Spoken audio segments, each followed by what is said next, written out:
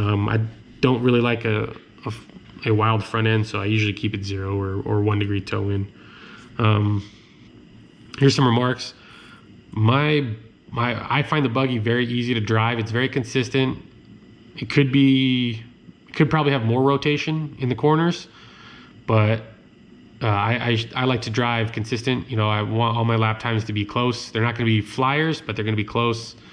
So I like my buggy to be, you know, consistent lap to lap and very, not docile, but very safe. So my setup does have a little bit of rear end understeer, which means that, you know, I'll turn in and the back end is going to be a little bit slower to rotate than the front, but that makes it a little bit safer, allows me to use more throttle. So that's just my driving style on carpet.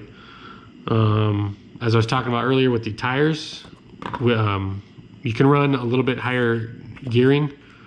I found the gearing that works the best, or cheat sheet, whatever you want to call it, is if you look at the TLR 22 gearing recommendations, since they share the same gearbox ratio, their gearing is really, really close. So theirs recommends a 24 pinion and a 72 tooth spur gear, and I found that to be perfect gearing for a 13.5, especially for the McLaren that I have. It brought my motor temps down a lot and is very drivable. So I'll transition over here to the book so you can actually see what I'm talking about on some of these things. So we'll start from the front of the build and then move the way back. So on the Ackermann arm, this is what I'm talking about. So I'm running the kit, the 1 degree or 1. What I'm not running is there's a spacer under here that you can remove. You can add or take away. Let's see if you can see it. So here on the arm, hopefully you can see it, there's spacers that you can put underneath here that'll raise this up, which also affects the bump steer. I don't have those on, and I don't really have a problem with bump steer. Steering block assembly. So you have these shims that you can put on top and bottom. I'm running it just like this. This will move it moves your hub up, which moves because your wheel stays in the same spot, and you move the hub. You move the hub up. It will. It's kind of hard to explain. Your axle height's always going to stay the same. So when you change your chassis on it, is going to be the difference. So yeah, I'm running it straight out of the kit just like this, no changes. The front end is very consistent and not very darty. Coming to the caster, I was talking about, I'm running -2.5. So I'm running this block up there, and this will straighten out your hub or bring it a little bit more vertical, less inclined. That gives you a little to a lot more off-power steering. As your buggy transfers weight, it'll put more onto it. This also reduces your on-power weight transfer. So on the carpet, since you have so much traction, you can kind of use that weight transfer, and it also doesn't really have too many bad side effects because there's so much traction. So I like to run a little bit less caster, transfer a little bit more weight in the corners and off power, have a little bit more steering off power, and then on power, you have a little bit less steering. Oh, so this pin brace, this is something I covered in another video. I'm running a steel one, not for the weight, but for the strength. I've broken a few of them, so this is a steel front hinge pin holder that I'm running. Coming up to camber links. So again, here on the outer, I'm actually running it to the outboard, so closer to where the wheel is. So the outboard one. On the inner one, I'm running on the outer hole with 1 millimeter. So 1 millimeter, and then outside 1 millimeter. Camber length, I adjust it to 1 degree or 1.5 degree camber. So I do measure them, and I'll measure them left to right and make the lengths the same. I'm running the standard Serpent spring steel turnbuckles. I tried the Lunsfords, but I actually broke one. It didn't break the ball stud or ball cup. It broke the turnbuckle right at the line. So ball stud length normal. Again, I'm using these same shims in the same position, same ball studs in the same positions. This is what I was talking about, the M3x20. If you run a shock tower protector, you'll run it behind the shock tower, and you need to make up for this difference, which is about 2 millimeter. So if you're gonna run one of these guys, you run M3x20, or sorry, M3x22.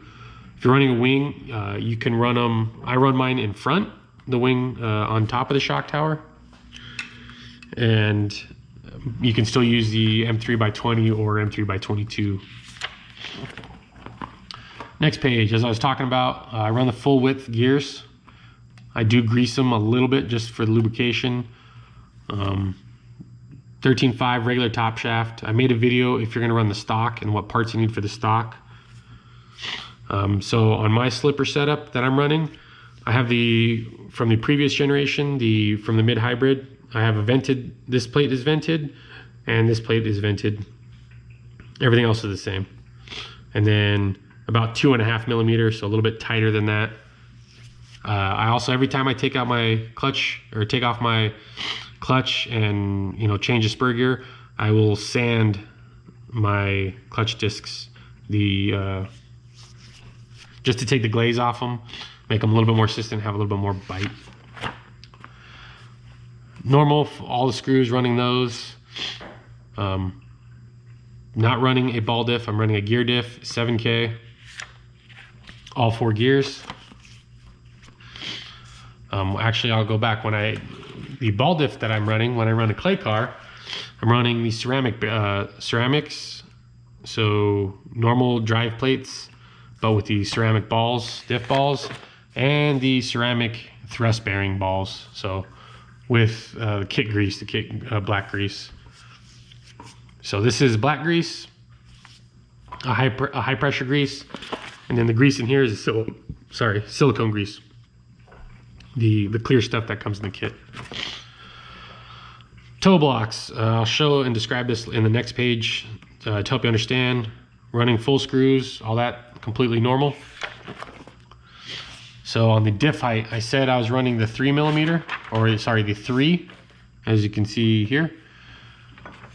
So that is 0, 1, 2, 3. This takes the differential and moves it a little bit higher. And the reason why you want to run it a little bit higher is to keep your drive shaft angles the same, or at least as close to parallel to the ground as you can. So if you had the diff a little bit lower in the chassis, your axles would be angled up and outward. And what would happen is, as the suspension moves through its motion, as it comes down, your wheels would camber out because your axles would be pushing out and have the radius would increase out here. So for the most part, you want your axles to be horizontal at normal ride height, so that any change, any compression, so when the tire would come up, will give you a camber gain. If it was not that way and you had a big extreme angle up, you would get excessive camber, and then coming down, any kind of, if you're rotating or sliding, you actually have a camber, your camber would go positive. So again, 3 mil up, or whatever this measurement is, but the number 3 with a diff a little bit higher. Normal shock tower, all full screws. This is what I'm talking about with the wheel axle pin drive shaft for position. So this is pretty good. This is very accurate. The axle has 3 pivoting choices. The shallowest hole, which is the one that's closest to the outboard, will provide more chassis roll. Less roll stiffness. The deepest hole, so meaning way out here, will reduce chassis roll, increase roll stiffness. The center hole is recommended as neutral. So if you run this outer hole, it'll feel like your back end is a little bit more stable, more solid, almost the same effect as running a thicker fluid in your shocks. So I'm currently running this guy in the middle. It's very neutral. I have ran out here, but couldn't take advantage of that roll stiffness because of tires or the track. It's carpet, you do have a lot of traction, but you still want your car to roll, change direction really quickly. And with it all the way in the deepest hole, it's just too slow. So neutral for carpet, and then the outer for, you know, dirt or looser conditions. So now we're talking about the axle height and offset inserts. So axle height, this goes back to making sure you have parallel drive shaft angles. So out at the hub, if you lower it too much, you can have the wrong axle heights, and your hub will be really high and your diff will be really low. So you want to kind of adjust them in pairs. It's kind of hard to explain. I'll try and maybe look here at the buggy. So this height to the tire is always going to be, the axle is always going to be at the same height off the ground, because the center of the wheel is never going to change. But what can change is where the hub sits on the chassis or the control arm. So when you move the hub up, it essentially lowers the chassis because the wheel height stays the same.